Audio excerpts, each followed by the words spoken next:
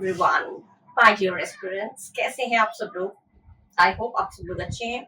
आप लोग के एग्जाम्स अच्छे चल रहे होंगे, प्रिपरेशन अच्छे चल रहे होंगे। और इसी को ध्यान में रखते हुए मैंने एमटीएस वालों के लिए, एमटीएस एग्जाम के लिए जो प्रिपरेशन ले रहे हैं उनके लिए मैंने स्पेशली एक वन वर्ड सब्स्टिट्यूशन का एक वीडियो बनाया है, जिसमें जो बहुत ही इम्पोर्टेंट है और बहुत ही ज्यादा पूछे जाते हैं। ठीक है, वो इम्पोर्टेंट क्वेश्चंस कौन से हैं और किस तरह से हमें चूज करना है करेक्ट ऑप्शन विद मीनिंग्स। मैं लिखती जा रही हूँ और बताती जा रही हूँ, आप लोगों को सुनते जाइए, लिखते जाइए, नोट डाउन करते रहिए और पढ़ते जाइए मेरे साथ साथ। ठीक है, तो आप सबका वेलकम करते हुए मैं अपना वीडियो स्टार्ट करती हूँ। What who pretends to be what he is not, माने जो वो नहीं है वो दिखाने की, प्रिटेंड माने दिखावा करना। ठीक है, जो वो नहीं है वो दिखाने की कोशिश करता है, उसको क्या बोलते हैं। नंबर वन है डायरेक्टर। डायरेक्टर नहीं होगा, डायरेक्टर जो वो निर्देशक होता है, संचालक होता है, जो संचालना करता है। ठीक है, तो डायरेक्टर तो हो नहीं सकता। नेक्स्ट है हिपोक्रेट। यस, हिपोक्रेट, पाखंडी, जो दिखावा करता है। This is the correct option, पाखंडी यानी हिपोक्रेट। पाखंडी, जितना भक्त नहीं है उतना ज्यादा भक्त अपने आप को दिखाता है, पूजा पाठ करता है, कहते हैं बहुत हिपोक्रेट है एक नंबर का। हिपोक्रेट ने पाखंडी, एकदम जो वो नहीं है वो दिखाने की कोशिश करता है। क्रिएट माने बनाना, एक्रोबैट माने कलाबाजी करना, दिखाना, शो करना। तो ये चीजें मैच नहीं कर रही। मैच हमारा जो मेन जो सेंटेंस है उसके साथ मैच हमारा कर रहा है हिपोक्रेट। तो हिपोक्रेट होता है पाखंडी, और जो दिखावा करता है वो चीज दिखाने की जो वो है नहीं, वो उसे कहते हैं हिपोक्रेट। तो हिपोक्रेट हो गया हमारा करेक्ट ऑप्शन। ठीक है, इनमें से कोई भी मैच नहीं कर रहा है जो करेक्ट ऑप्शन के साथ हो। ठीक है, नेक्स्ट है a place where nuns live and work. एक ऐसी जगह जहां पे नन लोग रहते भी हैं और काम भी करते हैं, उसको क्या बोलते हैं। मठ या कॉन्वेंट, बिल्कुल यही वाला करेक्ट ऑप्शन है। कॉन्वेंट कहते हैं, मठ कहते हैं एक पर्टिकुलर जगह जहां पे नन्स लोग रहते भी हैं और क्या बोलते हैं, काम भी करते हैं। ठीक है, डॉर्मेटरी नहीं हो सकता। डॉर्मेटरी माने छात्रावास, हॉस्टल माने छात्रावास, और क्वार्टर माने तो कोई पर्टिकुलर क्वार्टर जहाँ पे पर्टिकुलरली स्पेशली किसी चीज को, किसी विशिष्ट स्थान में जहाँ पे घर बना के रहते हैं। कभी कभी कहते हैं क्वार्टर मिल गया मुझे, सरकारी क्वार्टर मिल गया। तो क्वार्टर जो है वो पर्टिकुलरली किसी जॉब करने वाले को दिया जाता है। रेलवे वाले को रेलवे क्वार्टर मिलता है, जिस चीज का वो जॉब करता है उसका पर्टिकुलरली उसको वो घर मिलता है, तो उसे कहते हैं क्वार्टर। तो क्वार्टर नहीं होगा, होगा क्या, कॉन्वेंट। ठीक है, नन्स जो लोग जहाँ रहते हैं और काम करते हैं उसे कहते हैं कॉन्वेंट, और जो पाखंडी होता है जो वो नहीं है दिखाने की कोशिश करता है उसे कहते हैं हिपोक्रेट। ठीक है, बहुत अच्छी वर्ड्स है, इनको अच्छे से पढ़िएगा। ओके, नेक्स्ट है हमारा an area of grassland where animals graze.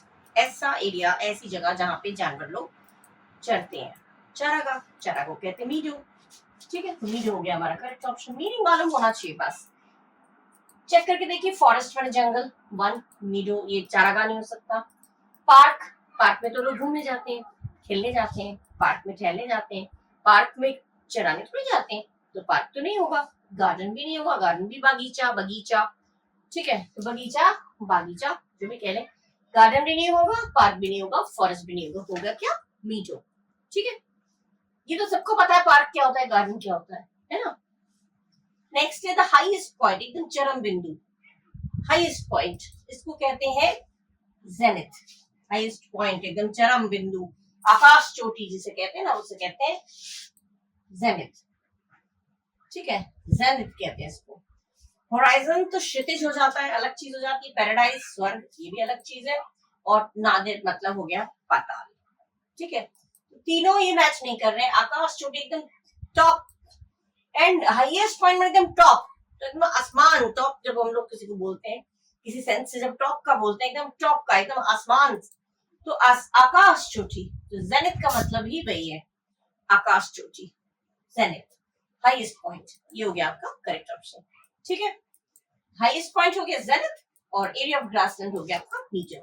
ठीक है, क्लियर। नेक्स्ट है हमारा समथिंग व्हिच लास्ट्स फॉरएवर। ऐसी कोई चीज जो हमेशा, लंबे समय तक, हमेशा के लिए रहे, अनंत। ठीक है, जो हमेशा, लास्ट फॉरएवर मतलब जो हमेशा के लिए रहे, जिसका कभी अंत ना हो। ठीक है, जिसका कभी अंत ना हो मतलब अनंत। ठीक है। और इटर्नल का मतलब क्या होता है? इटर्नल का मतलब भी अनंत। तो ये हो गया होना का करेक्ट ऑप्शन। अब टेम्पोरल माने अस्थाई, टेम्पोररी, टेम्पोरल। एनुअल माने वार्षिक, पेरिफेरल माने हो गया परिधि, एक परिधि में, एक पर्टिकुलर एरिया में। तो ये तीनों ही जो है मैच नहीं कर रहा है। हमारा मैच क्या कर रहा है? अनंत। ठीक है। अनंत माने हमेशा रहने वाला, जिसका कोई अंत ना हो, और इटर्नल मतलब अनंत, और जो कभी खत्म ना होता हो, जो last for one, something which last for ever, जो बहुत समय तक या हमेशा के लिए चलता रहे। ठीक है। तो इटर्नल हो गया। A speech made to oneself, a speech made to oneself माने अपने आप से स्पीच देना, भाषण देना। स्वभाषण, स्वभाषण, सॉलिलोकी। सॉलिटरी नहीं होगा, सॉलिटरी होता है अकेला। और एलोक्वेंट होता है सुवक्ता, जो अच्छा बोलता है, जो अच्छा वक्ता होता है। सुवक्ता नहीं होगा, सुवक्ता अलग चीज हो जा रही है। ठीक है। और डायलॉग तो संवाद होता है, जो डायलॉग बोलते हैं ना, डायलॉग मत जाओ, तो डायलॉग अलग चीज हो जाती है। डायलॉग संवाद हो गया, और एलोक्वेंट हो गया सुवक्ता, सॉलिटरी अकेला, सॉलिलोकी हो गया अपने आप भाषण में, speech made by oneself, made to oneself, खुद से स्पीच देना, भाषण देना अपने आप को, तो वही है स्वभाषण। ठीक है। मेड टू वन सेल्फ माने अपने आप को, और अपने आप का हो जाता है स्वभाषण, मतलब हो गया सॉलिलोकी। ठीक है। अपने आप से बात करते, अपने आप को भाषण देते रहते हैं, तो वो सॉलिलोकी कहलाता है। ठीक है। Next is one who believes others easily and can be cheated, जो दूसरों को बहुत आसानी से विश्वास कर लेता है, और जिसको चीट करना, जिसको धोखा देना बहुत आसान होता है। होते ऐसे लोग बहुत ही सीधे होते हैं, जिनको धोखा देना बहुत आसान होता है, दूसरों को बहुत जल्दी विश्वास कर लेते हैं। उनको क्या बोलते हैं? गलेबल। क्योंकि गलेबल का मतलब होता है भोला। इनक्रेडिबल माने अविश्वसनीय, जिसको विश्वास नहीं किया जा सकता, ये तो मीनिंग अलग हो गया। नेटिव माने देशी, और फ्रॉड माने धोखेबाज। तो ये तीनों ही मैच नहीं कर रहा है। मैच हमारा कौन सा कर रहा है? भोला, जो सब पे विश्वास कर, धोखेबाज सब पे विश्वास नहीं करता, देशी भी नहीं होगा, अविश्वसनीय सब पे विश्वास, अलग ही चीज हो गया। अविश्वसनीय उसके लिए कहते हैं जिसको विश्वास नहीं किया जा सके, लेकिन ये तो उल्टा है, इसमें जो सब पर विश्वास कर लेता है उसको कहते हैं गलेबल। ठीक है। क्लियर? ध्यान रखिएगा, जिस कॉमन वर्ड है, गलेबल खूब यूज होता है। नेक्स्ट है large bundle bound for storage और ट्रांसपोर्ट। बड़ा सा बंडल जब बांध के जाते हैं, पेपर का लिखा हुआ न्यूज़पेपर में बंडल बना होता है, जब जहाँ न्यूज़पेपर छापने के लिए प्रेस में जाते हैं, तो बड़ा सा बंडल गोला सा, तो उसको बोलते क्या है? बेल। क्या बोलते हैं? स्टोर करने के लिए या ट्रांसपोर्ट करने के लिए, ये हो जाता है बेल। बंच नहीं होगा, बंच गुच्छा। बेबी हो गया झुंड, और बैरल हो गया पीपा या गैलन, जिसमें लिक्विड चीज रखी जाती है। ठीक है। तो मेन आपका जो बंडल से क्या मतलब हुआ? बेल। बंडल माने एकदम बंडल बना हुआ, तो गांठ, एक पूरा गठरी, पूरा गांठ, उसे कहते हैं बेल। ठीक है। ये हो गया आपका दो। जो दूसरों में विश्वास करता है उसे कहेंगे गलेबल, और जो बंडल होता है, जो बना हुआ रहता है एकदम स्टोरेज के लिए या ट्रांसपोर्ट के लिए, उसे कहते हैं बेल। ठीक है। देखा होगा प्रेस में जब जाता है, पेपर्स जो छपने के लिए जाते हैं, एकदम बड़े बड़े गोले गोले, पूरा गांठ जाता है पूरा, उसी में पेपर्स छपते हैं, न्यूज़पेपर, तो उसको बोलते हैं बेल। एक बेल, दो बेल। ठीक है। ये हो गया आपका बेल। ठीक है। अब और पढ़ेंगे मैनकाइंड का एवोल्यूशन, इंसानों का, जानवर, इंसान, मैनकाइंड माने जो भी जीवित चीजों के बारे में जो स्टडी करता है, उसको क्या बोलते हैं? सोशलॉजिस्ट हो गया, समाजवादी, जो समाज की स्टडी करता है। डर्मेटोलॉजिस्ट, जो स्किन का स्पेशलिस्ट होता है, त्वचा विशेषज्ञ, ये भी नहीं होगा। आर्कियोलॉजिस्ट, जो पुरानी चीजों का पुरातत्व विशेषज्ञ होता है, वो भी नहीं होगा। हमारा होगा क्या? एंथ्रोपोलॉजिस्ट, यानी कि मानव विज्ञानी, इंसानों के बारे में जो स्टडी करता है, एवोल्यूशन ऑफ मैनकाइंड की जो स्टडी करता है, उसको कहते हैं एंथ्रोपोलॉजिस्ट।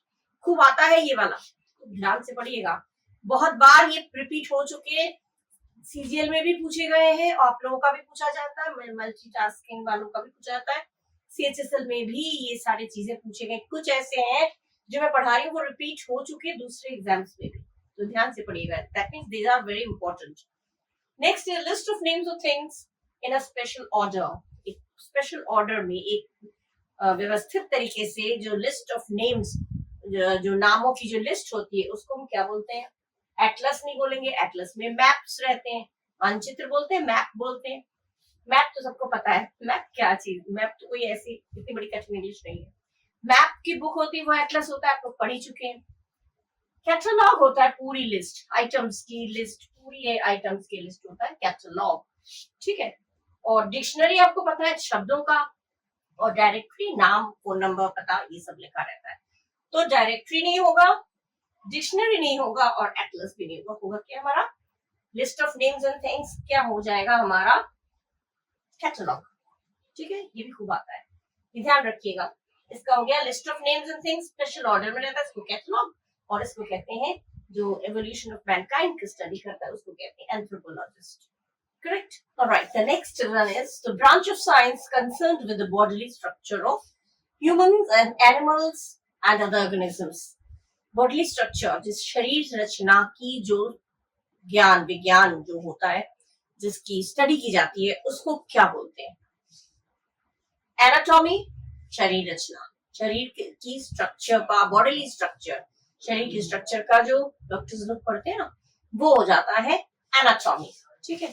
एस्ट्रोनॉमी नहीं होगा, क्योंकि एस्ट्रोनॉमी खगोल विज्ञान, स्पेस के बारे में, चांद तारों के बारे में, खगोल शास्त्र, बॉटनी, वनस्पति विज्ञान, प्लांट्स के बारे में। और गैस्ट्रोनॉमी होता है पाक कला, जो खाना किस तरह से के बना है, खाना कैसे बना है, खाना का, खाने की क्वालिटी कैसी है, ये चीज, ये आर्ट जिसको पता होता है उसको कहते हैं गैस्ट्रोनॉमी।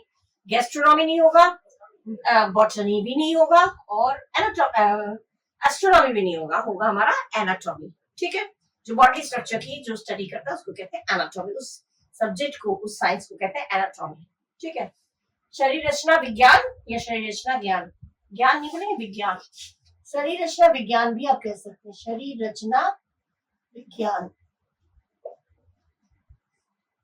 शरीर रचना विज्ञान, साइंस है ना।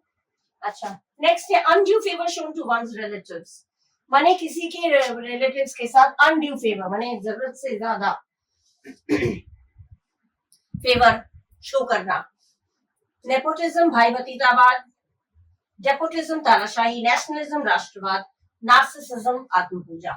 तो जरूरत से ज्यादा ये हो जाएगा आपका नेपोटिज्म, क्योंकि डेपोटिज्म तानाशाही, ये तो भाई भतीजावाद, ये फेवर शो करना नहीं है, किसी के प्रति फेवर शो करना, किसी के साथ प्यार, किसी के साथ ज्यादा लगाव, या उसकी तरफ से बोलना, इस चीज को बोलते हैं नेपोटिज्म, यानी कि भाई भतीजावाद, बहुत ज्यादा भाई भतीजावाद, माने दोनों में मेल बहुत है। डेपोटिज्म नहीं हुआ, क्योंकि डेपोटिज्म माना होता है तानाशाही, और नेशनलिज्म होता है राष्ट्रवाद, और नार्सिसिज्म होता है जो अपनी पूजा करता है, जो अहंकारी होता है।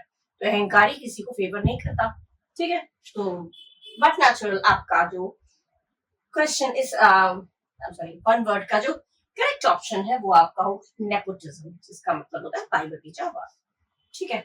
ये हो गया आपके नेपोटिज्म और एनाटॉमी, ठीक है। Now the next one is a book that contains information on various subjects, एक ऐसी किताब जिसमें अलग अलग सब्जेक्ट्स के, तरह तरह के सब्जेक्ट्स के बारे में इंफॉर्मेशन हो, ठीक है। ऐसी बुक को क्या बोलते हैं? ऐसी बुक को बोलते हैं एनसाइक्लोपीडिया। क्योंकि कभी कभी हम लोग, जिसको बहुत ज्यादा नॉलेज होता है, हम लोग कहते हैं हर विषय पे इसको नॉलेज है, ये पूरा टोटल एनसाइक्लोपीडिया है, बोलते हैं ना हंसी हंसी में, पूरा एनसाइक्लोपीडिया है, जो जहां से पूछ लो हर चीज की नॉलेज है, हर चीज का इंफॉर्मेशन इसको है। मजाक में हम लोग बोलते भी हैं किसी किसी को जिसमें बहुत सारा नॉलेज होता है। तो अलग अलग विषयों पे अगर कोई बुक में इंफॉर्मेशन होता है तो उसको हम कहते हैं एनसाइक्लोपीडिया, ठीक है। वन वर्ड में ये बहुत आता है एनसाइक्लोपीडिया, ये आपका करेक्ट ऑप्शन है। ये मैन्युस्क्रिप्ट होता है, हस्तलिपि, हाथ से लिखी हुई, और थिसरस माने हो गया खजाना, और डिक्शनरी माने शब्दों का कोश या शब्दकोश, इसमें भी वर्ड्स रहते हैं, पूरी अलग अलग सब्जेक्ट्स की इंफॉर्मेशन नहीं रहती है। तो ये डिफरेंट हो गया, बिल्कुल ये डिफरेंट है, ये डिफरेंट है, ये डिफरेंट है। विश्वकोश, विश्व माने पूरे विश्व का कोश, पूरे दुनिया का भंडार इसी में समाया हुआ है, उसको कहते हैं एनसाइक्लोपीडिया, ठीक है। एनसाइक्लोपीडिया का मतलब है सारे सब्जेक्ट्स का भंडार, और इस जो पर्टिकुलर वर्ड सेंटेंस दिया है जिसका वन वर्ड पूछा गया वो भी यही मतलब है कि अलग अलग सब्जेक्ट्स का एक में जो इकट्ठा रहता है उसको हम कहते हैं, उसको हम क्या कहते हैं, उसको हम कहते हैं एनसाइक्लोपीडिया, ठीक है। ये आता खूब है, ध्यान रखिएगा, एनसाइक्लोपीडिया खूब आता है। नेक्स्ट थिंग और substance that is liable to catch fire easily. ऐसा कोई सब्सटेंस, ऐसी कोई चीज जिसपे बहुत जल्दी आग पकड़ लेती है, ठीक है। इनऑडिबल, जो सुनाई नहीं देता है, तो इनऑडिबल नहीं हुआ, आग से कोई मतलब ही नहीं है। इनकम्बस्टेबल, जिसे आग न लगाया जा सके, बिल्कुल ऑपोजिट हो गया, ये एंटोनिम हो गया, ठीक है। और इन सॉरी एक्सटिंग्विशेबल माने बुझाने लायक, फायर एक्सटिंग्विशर होता है ना, तो आप लोगों के ऑफिसों में हर जगह फायर एक्सटिंग्विशर होता है। क्यों फायर एक्सटिंग्विश क्या करना, बुझाना, आग को बुझाना। तो ये आग कैच करने में जो हेल्प करता है उसको पूछा जा रहा है। ऐसी कोई चीज जिसमें आग जल्दी से पकड़ लेता है उसको कहते हैं इनफ्लेमेबल। फ्लेम माने लौ, इनफ्लेमेबल माने ज्वलनशील, जो बहुत जल्दी जल जाता है, उसको कहते हैं इनफ्लेमेबल। याद रखिएगा, जो सब्सटेंस, कोई भी चीज जिसमें आग जल्दी पकड़ लेता है उसको हम कहते हैं इनफ्लेमेबल। इनऑडिबल नहीं होगा, इसका मीनिंग अलग है, इसका मीनिंग अलग है, इसका मीनिंग अलग है, ठीक है। तो हमारा करेक्ट ऑप्शन होगा ये कॉमन चीज है, ये आ चुकी है ऑलरेडी, ठीक है, और यही रिपीट होके इधर उधर आता है। कभी कभी ऐसा आप देखेंगे कि ऑप्शन में जो दिया है वही मेन वर्ड, मेन में पूछ लिया गया है, और जो मेन वाला है वो ऑप्शन में आ गया, होता है ऐसा। इसीलिए मैं मीनिंग्स देती जा रही हूँ कि आपको मीनिंग पता हो, ठीक है। बेसिक जो मीनिंग है वो मालूम होना बहुत जरूरी है, ठीक है। Now the next one is one who hates mankind. Mankind माने मानव जाति, इंसान से जो नफरत करता है, इंसान जाति से, मानव जाति से जो हेट करता है, जो नफरत करता है, उसको क्या बोलते हैं? एल्ट्रुइस्ट तो हो गया, परोपकारी, ये तो अच्छा हो गया। नेगेटिव अगर दिया है, नेगेटिव क्वालिटी है, जो नफरत करता है, तो ये नेगेटिव क्वालिटी है, तो इसका जो वन वर्ड होगा वो भी नेगेटिव होगा, पॉजिटिव नहीं होगा। हेट माने नफरत, ठीक है, ध्यान रखिए, हेट माने नफरत, तो ये एल्ट्रुइस्ट का मतलब आपको पता है, परोपकारी, तो ये नहीं हो सकता। कंपेयर माने कोई सूत्रधार, वो भी नहीं हो सकता।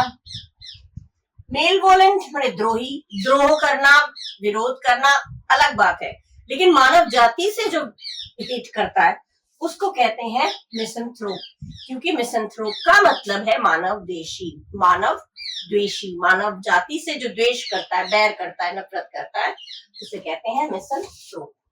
This one is your correct option. Misanthrope यानी कि हिंदी में बोलेंगे तो मानव द्वेषी, ठीक है। मानव माने इंसान, द्वेष माने नफरत। तो ये मीनिंग्स आपको मालूम होंगी ना सब चीज की, तो कोई और ऑप्शन में भी अगर ये चीजें आ जाएंगी तो आप इजीली चूज कर सकते हैं करेक्ट ऑप्शन, है ना। नेक्स्ट है, ये ऑलरेडी पूछे जा चुके हैं, वही चीजें मैं आपके सामने ला रही हूँ, क्योंकि यही चीजें घूम फिर के आती हैं, ठीक है।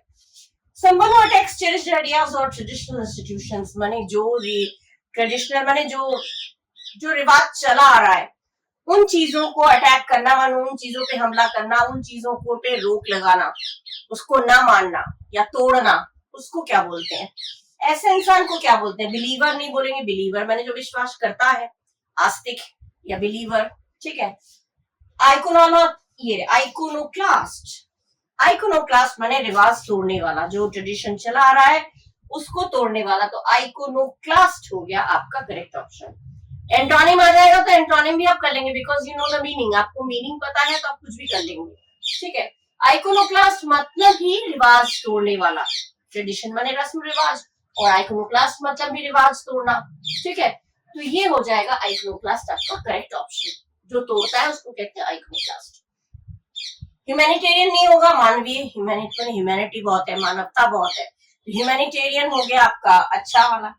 ये अटैक करना नेगेटिव क्वालिटी है, तो यहाँ विश्वास करना अच्छी बात है, मानव परोपकारी अच्छी बात है, ये दोनों ऑपोजिट है, मानव से द्वेष करने वाला। लेकिन मानव से द्वेष करना ये अलग चीज है, और अपने ट्रेडिशनल आइडियाज पर, रस्मों पर, रिवाजों पर अटैक करना, उनको, उनका विरोध करना, उनको तोड़ना अलग बात है। तो ये आपका जो करेक्ट ऑप्शन वो होगा आइकोनोक्लास्ट, जिसको बोलते हैं जो लोग रस्म या रिवाज तोड़ते हैं, मूर्ति उर्ती तोड़ देते हैं, माने जैसे जिसमें विश्वास नहीं है उसको तोड़ दो, ये कुछ भी चीज माने ऐसी कोई भी चीज, इसका मीनिंग सेंस ये दे रहा है कि जो इन चीजों को नहीं मानता है, ठीक है, अटैक करता है उस पर, उसको तोड़ता है रिवाजों को, रस्मों को, उसको कहते हैं आइकोनोक्लास्ट। ये हो गया हमारा करेक्ट ऑप्शन, ठीक है। Now the next one, the study of different skin diseases, जो अलग अलग स्किन डिजीजेस की स्टडी करता है। आ गया ना, ये पहले मैंने क्वेश्चन नंबर 9 में दिया था, अभी इसी वीडियो में क्वेश्चन नंबर 9 में डर्मेटोलॉजी जो है वो ऑप्शन में आया था और उसमें मैंने मीनिंग लिख दिया था। मीनिंग था त्वचा विशेषज्ञ, जो त्वचा का विशेषज्ञ होता है, स्किन का स्पेशलिस्ट होता है, उसे कहते हैं डर्मेटोलॉजी। ठीक है, उसमें मैंने मीनिंग लिख दिया था। अगर आपने वो पढ़ा है तो आपको अब यहाँ जब क्वेश्चन वही फॉर्म हो गया, study of different skin diseases, जो अलग अलग स्किन डिजीजेस के बारे में स्टडी करता है उसको क्या बोलते हैं, यू नो, डर्मेटोलॉजी। ठीक है, क्योंकि उसमें मीनिंग मैंने दे दिया तो आपको डर्मेटोलॉजी का मीनिंग मालूम है, और यहाँ पे जब क्वेश्चन फॉर्म करके आया तो आप इजीली कर देंगे, क्योंकि आपको पता है कि त्वचा विशेषज्ञ को क्या बोलते हैं, डर्मेटोलॉजी। इसीलिए मैं कह रही हूँ सारी जो मीनिंग्स मैं बता रही हूँ वो ध्यान से पढ़िएगा। ऑप्शन में जो दिया है वही मेन क्वेश्चन बन के आ गया। मैं बोल रही थी क्वेश्चन जो ऑप्शन में दिया होता है वही मेन क्वेश्चन बन के भी आ जाता है। तो वो डर्मेटोलॉजी क्वेश्चन नंबर 9 में मैंने जब पढ़ाया था तो उसमें ऑप्शन में था, अब वही चीज मेन में आ गया, ऐसा क्वेश्चन फॉर्म करके दे दिया, and because you know the meaning you can easily choose the correct option. ठीक है, इसीलिए सबका मीनिंग मालूम होना जरूरी है। You should know the meaning of each and everything, each and every word. ठीक है, अब study of different skin disease, I know dermatology होता है, बाकी को मैं देखना ही नहीं है, लेकिन because you should know the meaning, क्योंकि आपको मीनिंग मालूम होना चाहिए, इसलिए न्यूरोलॉजी जो तंत्रिका विज्ञान, नर्व्स का न्यूरोलॉजिस्ट बोलते हैं ना उसको, न्यूरोलॉजी जो तंत्रिका विज्ञान बोलते हैं हिंदी में, और साइकोलॉजी मनोविज्ञान, मन का विज्ञान, और रेडियोलॉजी जो रेडियम का विज्ञान करता है, रेडियम्स के बारे में पढ़ता है। तो वही चीज है, इसमें अलग अलग स्पेशलिस्ट किसके हैं। कभी ये भी हो सकता है कि आपका ऑप्शन जो दिया है वही मेन क्वेश्चन बन के आ जाए। ठीक है, इसीलिए जैसे कि ये आ गया है ना, तो इस तरह से इसका करेक्ट ऑप्शन हमारा हो गया डर्मेटोलॉजी। नेक्स्ट है वन हु कलेक्ट स्टैम्प्स, कुछ भी कलेक्ट नहीं करता, स्टैम्प कलेक्ट करता है। ठीक है, स्टैम्प कलेक्ट, न्यूमिस्मेटिक्स जो मुद्रा शास्त्र, मुद्रा माने कॉइन्स, नार्सिसिस्ट आत्ममोही, आत्ममुग्ध जो अपने आप में मुग्ध रहता है, थोड़ा अहंकारी या कम बात करने वाला, उसे कहते हैं नार्सिसिस्ट। आत्ममोही माने अपने आप में मोहित रहता है। और फिलेटलिस्ट ये होता है टिकट कलेक्ट करने वाला। This is the correct option, philatelist आपका हो गया करेक्ट ऑप्शन, क्योंकि जो कलेक्ट करता है, स्टैम्प्स कलेक्ट करता है, टिकट कलेक्ट करता है, जो स्टैम्प्स लगे होते हैं ना लिफाफे पे, वो कलेक्ट करना बहुत लोगों का शौक होता है, तो वो जो इकट्ठा करता है, कलेक्ट करता है, उसको कहते हैं फिलेटलिस्ट। ठीक है, अब ये अगर क्वेश्चन बन के आ गया, इनमें से कोई एक क्वेश्चन बन के आ गया, तो भी आपको मीनिंग मालूम है तो आप आसानी से चूज कर सकते हैं।